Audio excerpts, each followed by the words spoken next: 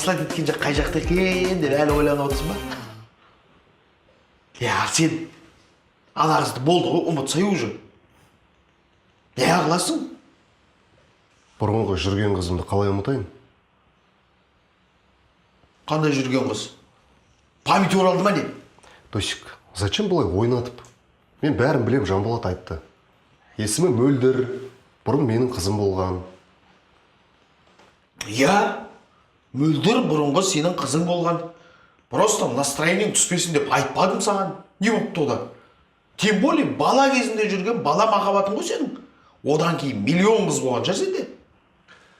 Жолықтыршы мен Мөлдірмен. Ол сенімен кездескісі келмейді. Сен қайдан білесің? Мен онымен жаңа ғана кездесіп келе жатырмын. Әдейі кездестіргің келмей тұр ма? Мүмкін сен сөйлесіп жүрген шығарсың онымен. Кім? Мен ба? Қумашы, гайкыбас. Мен емес қой енді. Ой, бәрі.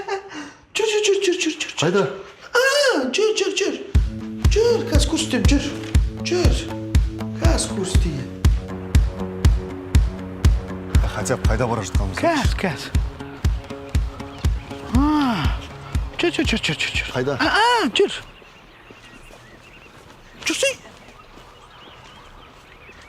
Тағы да сәлем. Дошан, сен әлі жүрсің ба осында? Ал, кел. Сөйлес. Сен не үшін алып келдің бұны? Сәлем, Мөлдір. Кеше бір түсініспеушілік болып болған сияқты.